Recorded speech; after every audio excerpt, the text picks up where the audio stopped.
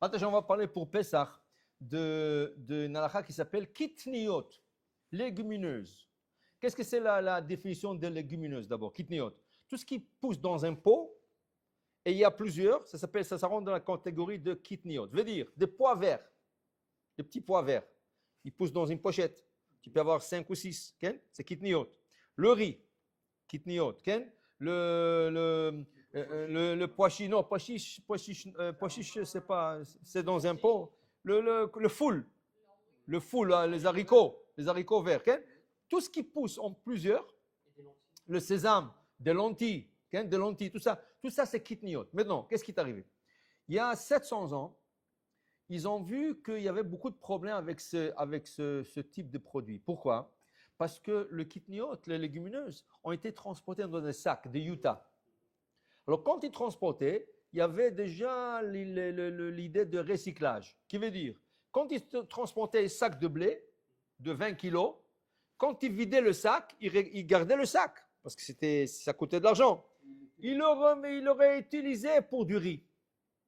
Et ils auraient utilisé ça pour des autres choses. Maintenant, qu'est-ce qui est arrivé? Quand tu vides un sac, et le sac n'est pas lisse, il y a toujours quelques grains qui s'attrapent. Maintenant, quand tu remplis, et tu vides encore, il y a un risque que ce grain tombe avec. Plusieurs fois, ils ont trouvé dans le riz de grains de blé. Okay?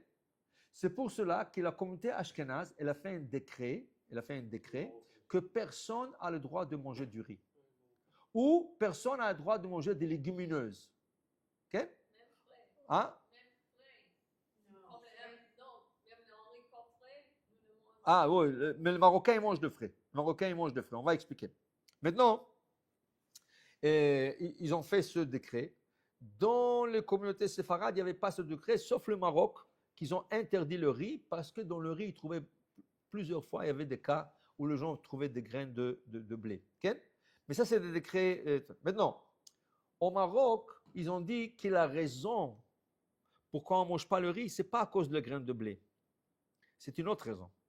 La raison pourquoi on ne mange pas tout le grain, parce qu'au Maroc, au temps de pauvreté, ils faisaient du pain, du foule sec, de riz. Alors il y avait de pain de riz, pain de foule, pain de maïs. Tout ce qu'on pouvait le sécher et moudre et faire de la farine et faire un pain, ils l'ont interdit. Pourquoi? Parce que les gens, quand ils partaient chez des rabbins, et à Pessah, ils voyaient un pain de maïs. Un pain de maïs, mais ce n'est pas du pain. Qu'est-ce qu'ils disent? Oui, ce rabbin, il mange Hametz Pessah. Mais qu'est-ce qu'ils y ont dit? Ah, si le rabbin le mange, nous on peut en manger. Maintenant, il ne sait pas que c'est c'est de la maïs. Alors lui, il va manger du pain de blé. Alors ils ont fait un décret au Maroc que toutes les légumineuses secs seulement sont interdites. Mais frais, permis. Alors, les Marocains, ils ont la hada de faire la soupe de foule, de fèves. Foule. Fèves vertes, le grand. Mais les fèves vertes, pas les fèves. Fèves vertes, le gros. Ah, dis-moi, tu ne sais pas qu'est-ce que c'est le fève vert. Ah. Foule. Ça s'appelle en arabe, foule. Alors, voilà. Alors, ils mangeaient tout. Maintenant, alors pourquoi on ne mange pas le pois chiche? À cause de son nom. Parce qu'en arabe, on dit hummus. Hummus, c'est comme hummus. Okay? Alors, ils ont dit on ne mange pas et ça. Alors, en vérité, il y a des communautés qui ont arrêté de manger le riz. Maintenant, par exemple, le Rav Messas, Rabbi Yosef Messas, il dit tout celui qui mange il mange pas du riz à Pessah, il ne sait pas qu'est-ce qu'il parle. Okay? Il dit c'est permis. Le Marocain l'ont jamais pris. Mais son cousin, Rabbi Shalom Messas, lui il mange pas. Il dit non, on mange pas du riz. Alors il y avait des coutumes. C'est des coutumes. Chacun il suit le coutume de ses parents. Maintenant, les légumineuses, okay? Les Ashkénazes, légumineuses équivalent Hametz. Les Ashkénazes, pour eux, légumineuses Hametz. Pour le séfarade, légumineuse équivaut coutume. Tu as la coutume, tu ne manges pas. Tu n'as pas la coutume, tu manges. Mais les Ashkénazes, ils n'ont pas différencié entre les Lituaniens ou le Hassid. Tous les Ashkénazes, sans exception, tous leurs rabbins en Europe, ils ont fait ce décret. Voilà. Alors, qu'est-ce qui se passe si tu as un invité ashkénaze et toi, tu manges légumineuse? C'est sûr que tu n'as pas le droit de lui servir. Tu manges du riz chez toi. Tu n'as pas le droit de lui servir. Mais la question, la marmite à laquelle tu as cuisiné du riz, est-ce qu'elle est cachère pour lui? Dit le Rav Yosef, oui. Pourquoi? C'est rien que l'absorption. C'est rien que ce qui est absorbé. Alors, puisque c'est rien que ce qui est absorbé, tu as le droit de le servir. Il emmène même une preuve de la trauma. La trauma aussi, c'est le manger que le Kohen peut manger, pas les autres. Et la marmite qui a été utilisée, on peut la réutiliser pour quelqu'un qui n'est pas Kohen. Alors, il emmène des preuves que c'est permis. Donc, si tu reçois des invités ashkénazes ou séfarades qui ne mangent pas du riz et toi tu manges du riz, tu as le droit de cuisiner avec ta marmite. Même si la marmite n'a pas été, elle a été utilisée dans le 24 heures, tu as le droit de cuisiner et leur servir. Seulement, ne le sers pas, tu ne sers jamais à quelqu'un quelque chose qu'il lui ne mange pas. Okay? Tu dis, mais c'est cachère. Ok, c'est cachère pour toi, mais lui, il ne le mange pas. Alors, tu ne vas pas lui servir quelque chose que tu ne manges pas. Mais c'est permis d'utiliser le même marmite, okay? Les assiettes, les fourchettes, tout ça, c'est permis. Alors, le légumineuse, c'est un des grands problèmes. Maintenant, regardez, ça peut être le sucre, la glucose. La glucose, elle peut être faite de maïs, mais ils ont un problème. C'est pour ça que le Coca-Cola, pourquoi les Ashkénazes ne boivent pas le Coca-Cola normal, Pessah? Parce que la glucose, elle est faite de maïs. Alors, qu'est-ce qu'ils font? Ils changent la formule en sucre de canne. Donc, nous, les Marocains, on peut boire le coca. Tu es marocain? Non, non. Si tu es marocain, tu peux. Non, c'est vrai. Ouais. Parce que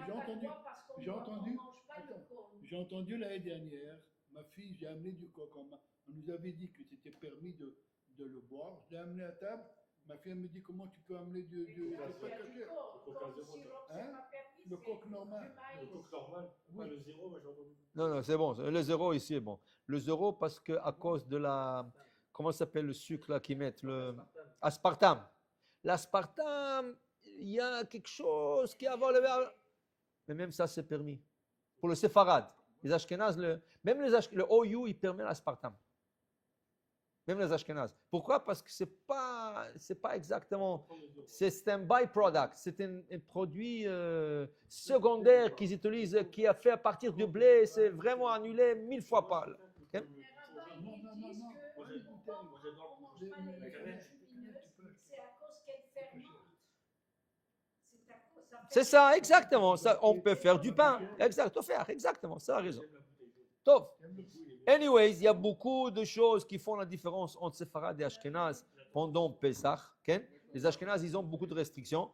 Imaginez-vous au point qu'il y avait un rabbin qui s'appelait le Haya Adam. Il voulait interdire le pomme de terre parce qu'il pousse en plusieurs. Il ne pousse pas dans une pochette, mais il pousse en plusieurs. Alors il y avait un rabbin Ashkenaz, le Chacham Tzvi. Okay? Le Chacham Tzvi, il s'est levé contre lui et dit, si tu fais ça, gare à toi, qu'est-ce que je vais te faire? Pourquoi? Il a dit, déjà, on n'a rien à manger. On a la matzah et la pomme de terre. Tu veux interdire la pomme de terre? Qu'est-ce qu'ils vont manger les Ashkénazes? Ils n'ont rien, le poulet. C'est ça. Oui, ils font, c'est pour ça que je te dis, même la matzah. Aujourd'hui, ils font la matzah de pommes de terre. La matzah de pommes de terre. Alors, tout le gâteau à Pessah sont des pommes de terre. Tout le gâteau à Pessah sont des pommes de terre. Quelle bracha sur le gâteau de Pessah? Chakol. C'est de la pomme de terre. Okay? Sauf il y a quelques exceptions qui font de la farine de matzah. Okay? Mais c'est très rare. Il y a, à Montréal, ils font comme les beignets. Là, Oui, je sais qu'est-ce qu'il parle. Oui. Ça, tu manges Oui, exact. Voilà. Alors, pour vous dire que les kitniot, c'est une grande halakha pour les Ashkénazes, le Séfarad, mais ça fait une petite zizanie. Pourquoi? Parce qu'il y a maintenant, les Ashkénazes, qu'est-ce qu'ils font? Interdit. Nous sommes Séfarades, on a le droit de manger ça. Non, c'est interdit. Une fois, j'ai appelé un rabbin et il y avait une femme, elle a acheté le Dijon, la moutarde Dijon. C'était pas écrit le P, okay? Mais la même moutarde, elle a le P. Alors il a dit, peut-être rien qu'à Pessah, ils mettent le P, mais c'est cachère. Je l'ai appelé en France. J'ai trouvé le rabbin, j'ai appelé le consistoire, j'ai dit qui c'est le mashgiach de cette usine de Dijon. Ils m'ont donné son nom, je l'ai appelé. Je lui ai dit bonjour monsieur le rabbin, je vous appelle parce qu'il y a une femme qui a acheté la moutarde et il n'y a pas le paix. Je veux savoir, le problème c'est le vinaigre. Il y a le vinaigre de blé, il y a le vinaigre de maïs. Est-ce que la raison pourquoi il n'y a pas le paix c'est à cause du vinaigre de blé, c'est chametz, ou à cause de kitniot? C'est pas cachère. Il dit, oui, mais je vous ai posé une question. Il m'a dit, c'est pas cachère. Il dit, excusez-moi, elle a cuisiné déjà avec, elle a tout mangé. Si vous ne dites pas cachère, il faut tout mettre à la poubelle. Il m'a dit, c'est pas cachère. Et il a raccroché. Dis-moi, si je t'appelle, c'est pour, je te parle entre rabbins, et tu peux me dire, comme ça, la femme, la pauvre, elle a déjà toute une marmite avec tout, et elle n'a pas besoin de jeter. Je ne vais pas dire à tout le monde, c'est permis de l'acheter. Au moins, on va sauver cette marmite. Okay? Rav Ovadia Yosef, il avait la même chose. Rav Ovadia Yosef, quand il était jeune, il a étudié à Porat Yosef. Il est descendu de la yeshiva et il voit une femme qui est en train de pleurer. Il dit, qu'est-ce qu'il y a, madame? Il dit, vous savez, j'ai cuisiné dans une marmite, mais c'était pas la marmite de Pessah. C'était une marmite de l'année. Mais dans les années 60, il y avait la pauvreté. Okay? Alors, elle a dit, je suis parti voir le rabbin de la ville, il m'a dit que ce n'est pas cachère, il faut que je jette tout. On n'a pas d'argent et tout ça. Elle pleure. Il dit, dis-moi, la marmite était propre quand tu l'as cuisinée? Il dit, oui, elle était propre. Et c'est quand la dernière fois que tu l'as utilisée? Il y a une semaine. Elle dit, tu peux le manger. Il dit, de quoi vous parlez? Il dit, tu peux le manger. Tu es séfarade, non? Oui. Il dit, pour le séfarade, si une erreur comme telle est arrivée, et la marmite a été propre, pas utilisée 24 heures, et tu as cuisiné cachère le Pessah, tu peux le garder. Il dit non, mais non, oui, il faut faire, mais il ne l'a pas fait. Qu'est-ce qu'il faut faire? On jette le manger? Il dit, mais le rabbin, il m'a dit, c'est assourd. Il dit, attends, tu es blond, tu as les yeux bleus. Il pensait que tu es ashkénaze comme lui. Il dit, non, vous moquez de moi. Il dit, écoutez, il lui a dit, je suis prêt à vous l'acheter, le manger. Moi, je vous l'achète. Il dit, vous êtes sérieux? Vous allez le manger? Alors, Rav Ovadia Yosef dit, oui, bien sûr, je vais le manger. C'est cachère à 100%. Alors, il retourne à la maison. Alors, c'est vrai. Ça, c'est une halakha séfarade ashkénaze. Pour le séfarade, une marmite de non-cochère, de Pessah, qui a été propre et n'a pas été utilisée 24 heures, et par erreur, ils ont cuisiné cachère le Pessah, tout le manger est cachère le Pessah. Les ashkénazes, ils disent non. On n'est pas dans la vie facile. Ouais, c'est pour ça qu'il fallait naître séfarade. Exactement. Et pour ne pas faire ces erreurs, tu ramasses toute ta vie. Oui, mais le problème, c'est sa fille, elle ne savait pas, elle a ramassé une marmite. Okay? Alors, pour vous dire, c'est pour ça qu'il faut, le Pessah, il faut bien utiliser ce loi.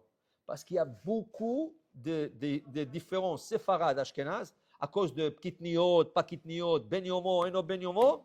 Tout ça, il faut l'étudier. Oh, Adonai, Amen, Amen.